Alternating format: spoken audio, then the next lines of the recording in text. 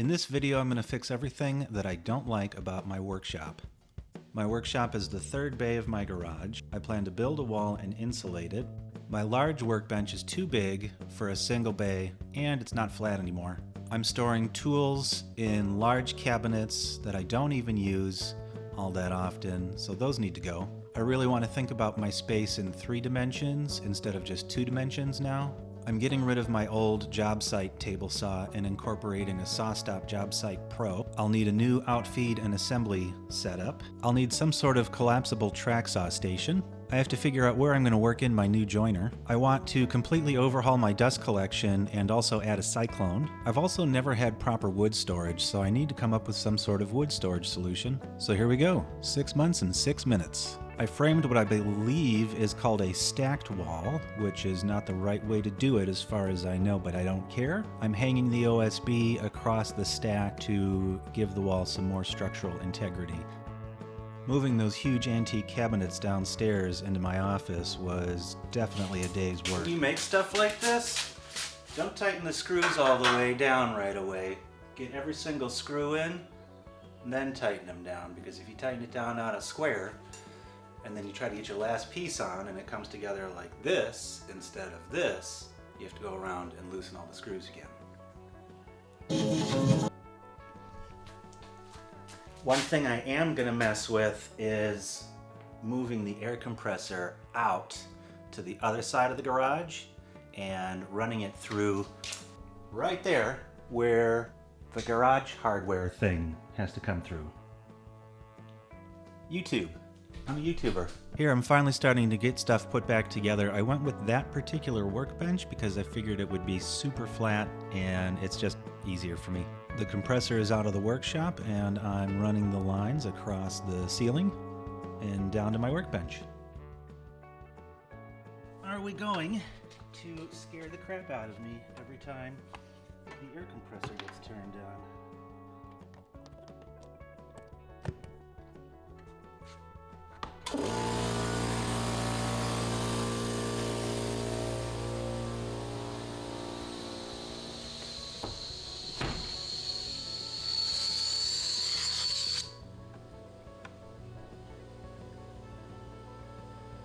My welding station used to be on the right where the grinder is. I moved it to the left, and everything else that doesn't need to plug in has been moved to the left along the new wall. I have a ton of belts for my 2x72 grinder that need to get organized, and I'm just coming up with a little solution out of scrap OSB from the wall. Pretty good, right?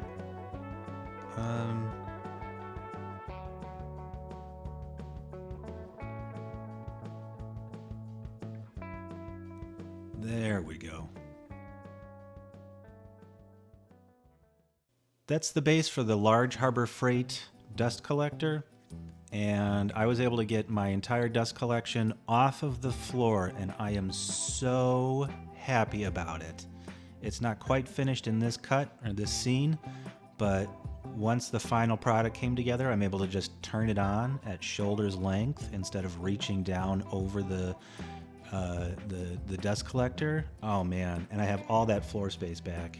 It's so great. I'm just putting some marker board on the table to protect it.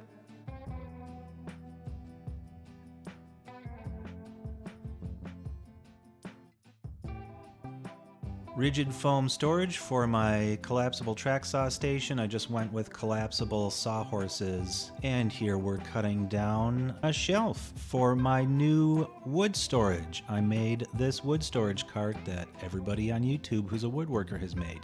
I saved you the trouble of watching me make the entire thing. You're welcome. For a Portamate flip top tool cart, I have the largest DeWalt miter saw. I wish I didn't own such a big saw. It is what it is, I guess. This corner of my old workbench is now going to be called Vice City. My new joiner can live right here, I guess, for now, next to the planer. I absolutely love this setup.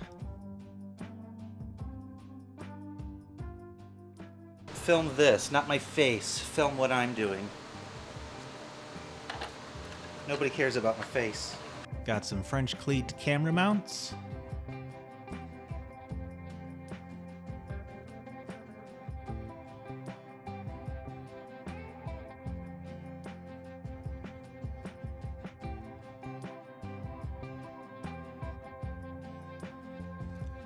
And there it is. I'm so happy with how everything turned out. Everything about my workflow has just improved phenomenally.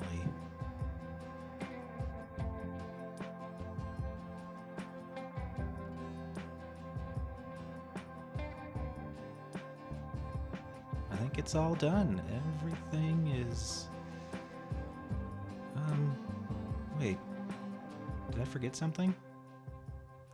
Oh, outfeed.